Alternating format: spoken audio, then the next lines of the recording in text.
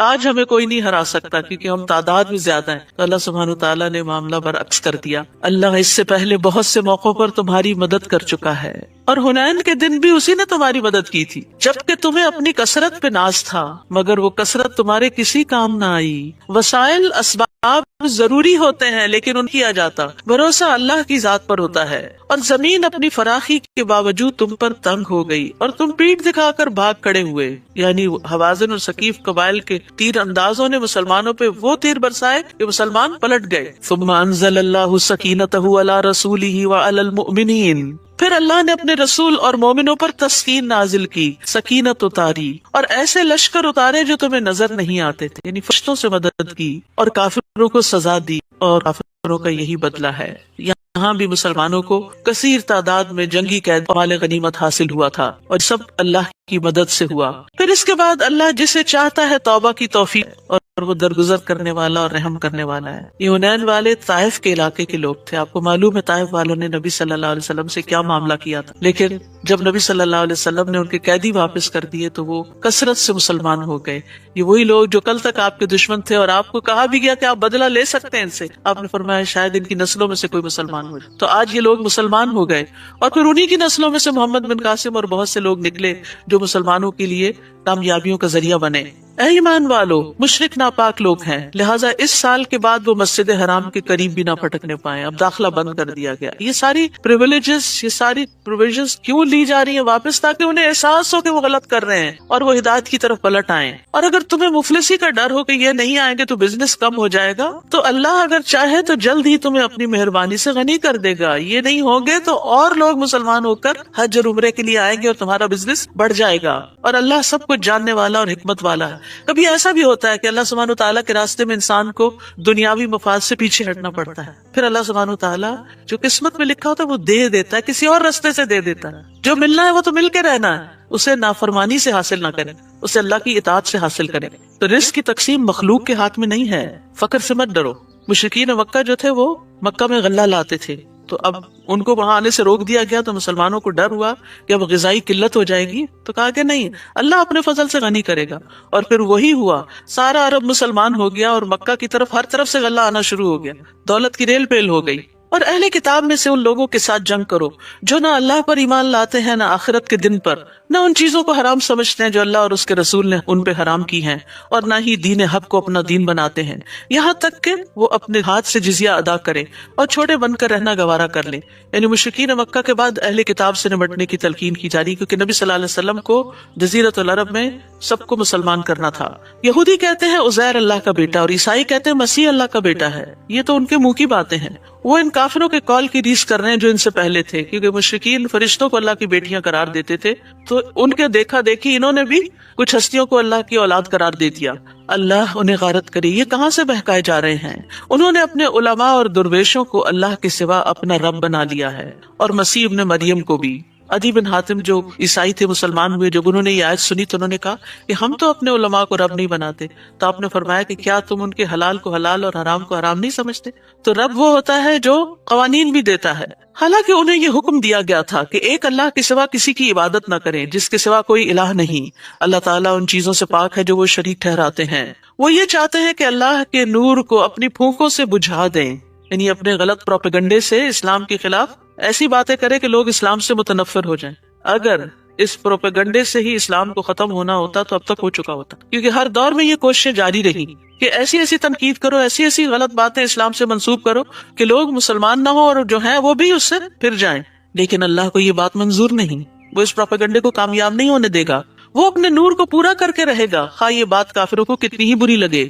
وہی تو ہے جس نے اپنے رسول کو ہدایت اور سچے دین کے ساتھ بھیجا تاکہ اس دین کو سب ادیان پر غالب کر دے، خواہ یہ بات مشرکوں کو کتنی ہی ناگوار گزرے.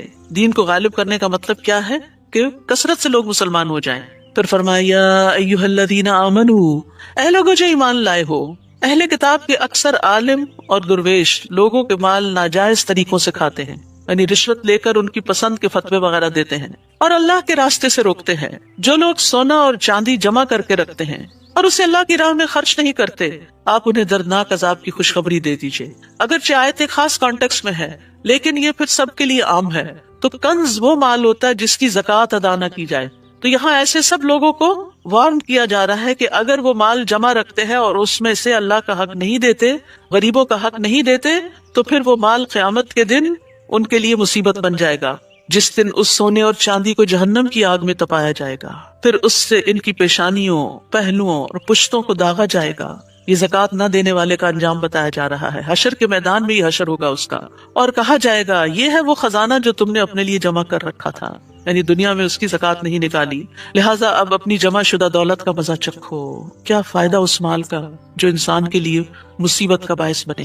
اور اگر انسان اس مال کو خرچ کرتا ہے تو اللہ تعالیٰ اس کے بدلے میں اور لے آتا ہے، اس میں برکت پیدا کرتا ہے۔ زکوٰۃ کا لفظی معنی میں نشو نما بھی ہے، نمو بھی ہے، یعنی زکوٰۃ دینے سے مال کم نہیں ہوتا بلکہ پاک ہوتا ہے اور بڑھتا ہے۔ جیسے پودوں میں آپ نے دیکھا ہوگا کہ اچھے خاصے مفید پودے کے ساتھ جب بیج اگ آتی ہیں تو آپ ان کو نکال دیتے ہیں تو کیا ہوتا ہے، جو اصل پودا ہوتا ہے، اصل زر ہوتا ہے، وہ خوب مضبوط ہو جاتا ہے اور خوب پھل لاتا ہے۔ تو جس مال میں برکت ہوتی ہے اس کی خیر بہت زیادہ ہوتی، اور جو لوگوں سے روک کر رکھا جائے وہ انسان کے لیے وبال جان بن جاتا ہے۔ تو اس لیے بہت ضروری ہے کہ انسان اپنے مال کی زکوٰۃ باقاعدہ نکالتا رہے، ورنہ دوسروں کے لیے چھوڑ گئے تو اپنے بھی کام نہ آیا اور قیامت کے دن وبال بھی بنے گا۔ اتنی سخت سزا کیوں دی گئی؟ اصل میں انسان سب سے زیادہ مال سے محبت کرتا ہے، تو اللہ کا قاعدہ یہ ہے کہ وہ انسان کو اس کی محبوب ترین چیز سے ہی توڑتا ہے۔ آپ تجربہ کر کے دیکھ لیں، جس انسان سے، جس چیز سے آپ جتنی زیادہ محبت کریں گے وہ آپ کے لیے اتنا بڑا فتنہ بنے گا، وہ آپ کا دل توڑنے والا بنے گا۔ مال سے زیادہ محبت کریں گے تو وہ مال آپ کے لیے مصیبت کا باعث بنے گا۔ تو محبوب چیز کے ذریعے ہی عذاب دیا جائے گا، کیونکہ ایک آگے وہ سونا اور چاندی گرم کر کے لگایا جائے گا۔ تو یاد رکھیے، جو شخص کسی چیز سے محبت کرے اور اسے اللہ کی اطاعت سے آگے کر لے، یعنی مثلاً بچہ اتنا پیارا ہے کہ اس کو بہلاتے، کھلاتے، پلاتے، اس کو سیر کراتے، نمازیں چھوڑ دے انسان، تو وہی بچہ سخت نافرمان ہوگا پھر اور مصیبت کا باعث بنے گا، کیونکہ اس کو بت کی طرح پالا، اللہ کا حکم پیچھے کیا اور اسی کو ہی دیکھتے رہے۔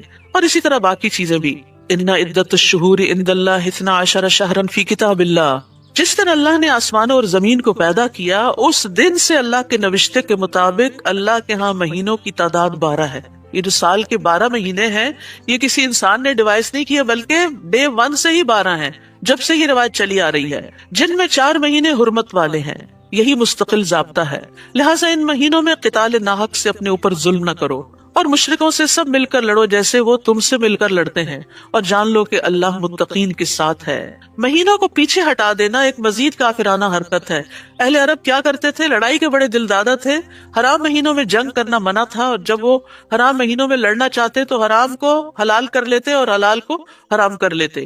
تو مہینوں کو آگے پیچھے کر دینا ایک مزید کافرانہ حرکت ہے جس سے کافر گمراہی میں پڑے رہتے ہیں۔ وہ ایک سال تو کسی مہینے کو حلال کر لیتے ہیں اور دوسرے سال اسی مہینے کو حرام کر دیتے ہیں، تاکہ اللہ کے حرام کردہ مہینوں کی گنتی پوری کر لیں، یعنی 4 مہینے جو مقرر شدہ ہیں ان کی بجائے سال کے کوئی بھی 4 مہینے حرام بنا لیے اپنی مرضی سے۔ تو دین میں اس طرح کی تبدیلی کی اجازت نہیں ہوتی کہ انسان اس میں اپنی مرضی سے پسند اور خواہشات کو داخل کر کے اس کو دین کا نام دے دے۔ جیسے بنی اسرائیل نے ہفتے کے دن مچھلیاں پکڑ کر ہیلا سازی کی تھی، یہاں مشرکین عرب بھی یہی کر رہے تھے۔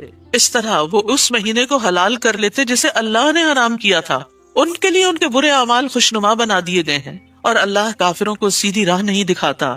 یا ایھا الذین آمنوا، اے ایمان والو تمہیں کیا ہو گیا ہے، جب تمہیں کہا جائے کہ اللہ کی راہ میں جہاد کے لیے نکلو تو تم زمین کی طرف بچھ جاتے ہو۔ غزوہ تبوک کی طرف اشارہ ہے، 600 میل دور، اور پھر سخت گرمی کا موسم، کھجوروں کے باغ پکے ہوئے، اور سب کو نکلنے کی دعوت دی گئی، یعنی یہ فرض درجے میں حکم تھا، یعنی فرض کفایہ نہیں تھا، لازم فرض تھا، تو اب سب کے لیے نکلنے میں مشکل ہوئی۔ کیا تم نے آخرت کے مقابلے میں دنیا کی زندگی کو پسند کر لیا ہے؟ یہ دنیا کی رونقیں اور دنیا کے مال اور اسباب اور گھر اور آرام اور ٹھنڈا سایہ اور پانی اور سکون، بس یہی تمہارا مقصد زندگی بن کے رہ گیا؟ اپنے آرام کو قربان نہیں کرو گے؟ حالانکہ آخرت کے مقابلے میں دنیاوی زندگی کا فائدہ بالکل تھوڑا سا ہے، یہ چند دن کی راحت اور پھر ہمیشہ کی تکلیف۔ تو یہاں پر مسلمانوں کو دنیا کی راحت کو آخرت کی راحت پر مقدم کرنے کی وجہ سے ڈانٹ مل رہی ہے، کیونکہ آخرت کی راحت دنیا کی مشقت کے بغیر حاصل نہیں کی جا سکتی۔ یاد رکھیے، اور آئندہ آ رہے ہیں دن مشقت والے، دن بھی اور راتیں بھی۔ کھانا اور نیند اور آرام سب کچھ قربان اللہ کی خاطر. کیا حاصل کرنے کے لیے؟ آخرت کی جنت پانے کے لیے. نبی صلی اللہ علیہ وسلم نے فرمایا جس نے دنیا طلب کی اس نے اپنی آخرت کو نقصان پہنچایا. دنیا سے مکمل طور پر تو کنارہ کش نہیں ہونا چاہیے، لیکن جہاں دین کا بڑا فائدہ ہو وہاں سے پیچھے بھی نہیں رہنا چاہیے. یعنی بعض اوقات دونوں چیزیں ساتھ ساتھ چل رہی ہوتی ہیں. کبھی ایسا بھی ہوتا ہے کہ ایک کو کمپرومائز کرنا پڑتا ہے، دین کو پیچھے چھوڑ دیتے ہیں لوگ، دنیا آگے کر لیتے. نہیں، دین کو پیچھے نہیں چھوڑنا. جس نے دنیا طلب کی اس نے اپنی آخرت کو نقصان پہنچایا، اور جس نے آخرت کا مطالبہ کیا، آخرت کی چاہت کی، اس نے اپنی دنیا کو نقصان دیا. کہیں نہ کہیں اس کی دنیا کو نقصان ہوگا.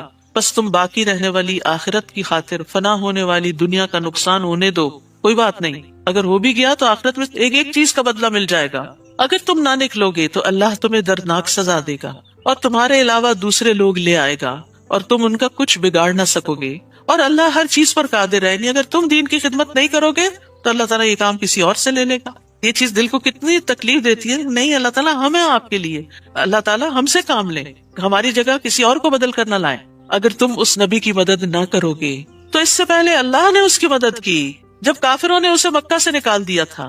یعنی مدینہ میں اب مشکل ترین حالات تھے. جنگ تبوک جو تھی بہت بڑا امتحان تھی. تو یہاں وارننگ دی جا رہی ہے اگر تم اس جنگ میں نہیں نکلو گے، نبی کا ساتھ نہیں دو گے، رومیوں کے مقابلے میں نہیں جاؤ گے، تو اللہ نے تو اپنے نبی کی مدد اس وقت بھی کی تھی جب کفار نے اسے مکہ سے نکال دی. ہجرت کا موقع یاد کریں، جبکہ وہ دونوں غار میں تھے.